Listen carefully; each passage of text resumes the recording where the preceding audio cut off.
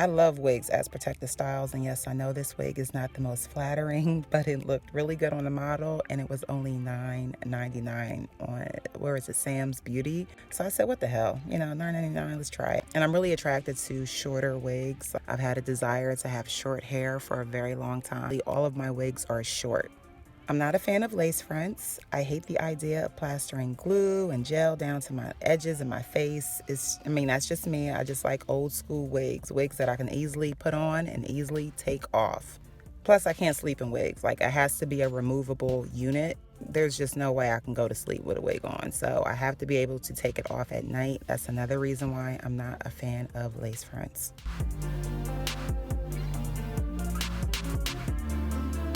I think it's very important to give your hair a break from time to time, give your hair a chance to grow, retain length, and rejuvenate. So give your hair a break from all the pulling and tugging, brushing and combing, shampooing and conditioning. All the manipulation over time will definitely contribute to a lot of breakage and split ends. So giving your hair a vacation is one of the best things you can do for your hair. She deserves a break. She's been working overtime to make us look beautiful. So definitely give your hair a break. Don't overwork your hair, and give her the much needed vacation. Okay, we all need vacations. Hair needs a vacation too.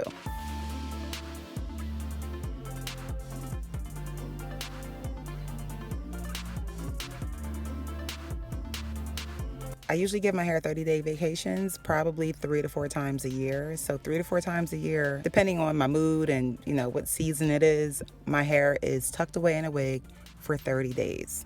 Keeping my hair contained for 30 days is the perfect way to secure and ensure that I'm keeping every strand of shed hair to contribute to my wig.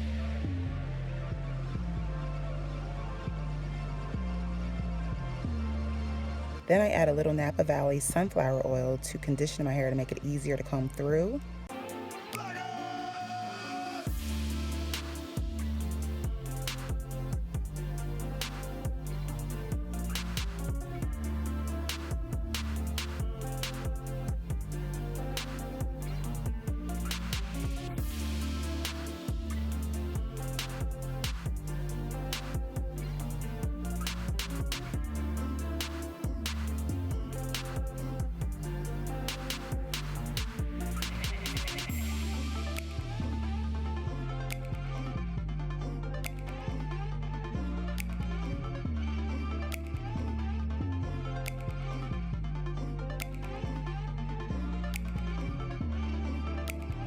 You'd think after all this time I would learn to look directly into the lens, but nope.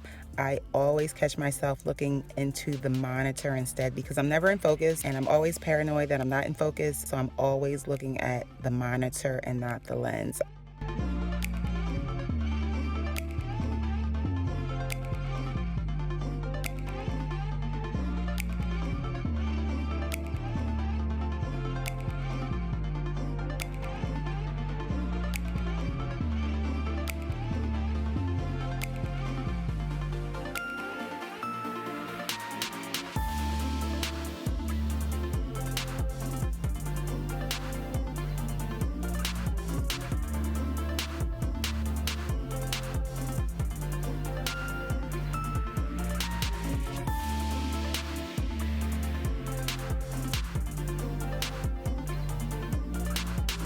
Here, I'm examining my scalp, checking for flakes or any type of dandruff or eczema flare-ups. My scalp looks pretty fine, hardly any flakes or dry scalp, any type of rash or irritation. So my scalp looks pretty good after a 30-day stretch without shampooing.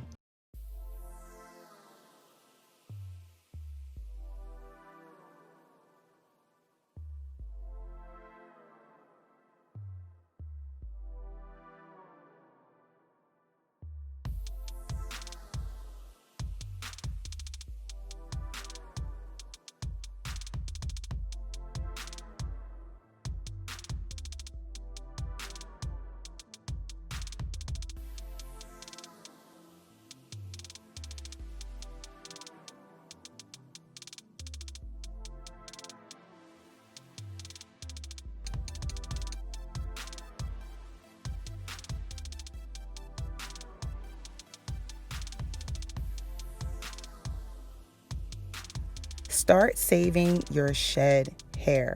I'm serious. I know it sounds crazy. Start saving one strand at a time. You could save your hair at any length, at any texture. It doesn't matter. You may want to create an afro out of your own shed hair, or you might be a natural who doesn't want to put heat in your hair, but you want straight hair. You can save your shed hair and create a straight wig out of your own shed hair, and you don't have to worry about damaging your real hair, your attached hair. You can create a straight haired wig out of your own shed hair. You don't have to worry about putting any heat in your own hair, which I think is remarkable.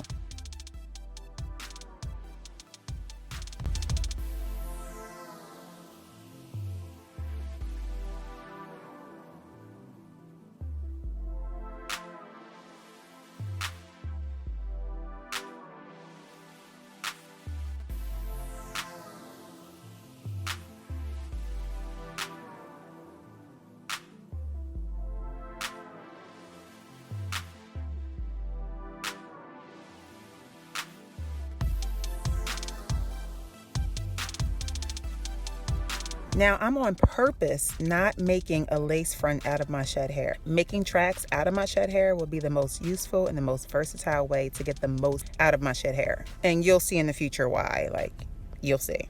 I want to be able to position them and reposition them on my head with ease. I can re-weft easily, add more hair, decrease the size of the weft, and still be able to create whatever style I want in the form of ponytails, buns, highlighted hair pieces, wigs, extensions. You can't really do that if you turn it into a ventilated wig. That's a more permanent style. I've watched about 20 different ventilation videos because I'm planning to ventilate my closures and my frontals. So I'm trying to master the whole art of that, whole procedure, which is very detailed in itself. I noticed that the wig maker, during the whole looping and knotting process, when he was ventilating it, only half of the hair's cuticles was in the upright position, and the other half of the strand's cuticles was going in the opposite direction. And that really puts the hair at risk of knotting and tangling.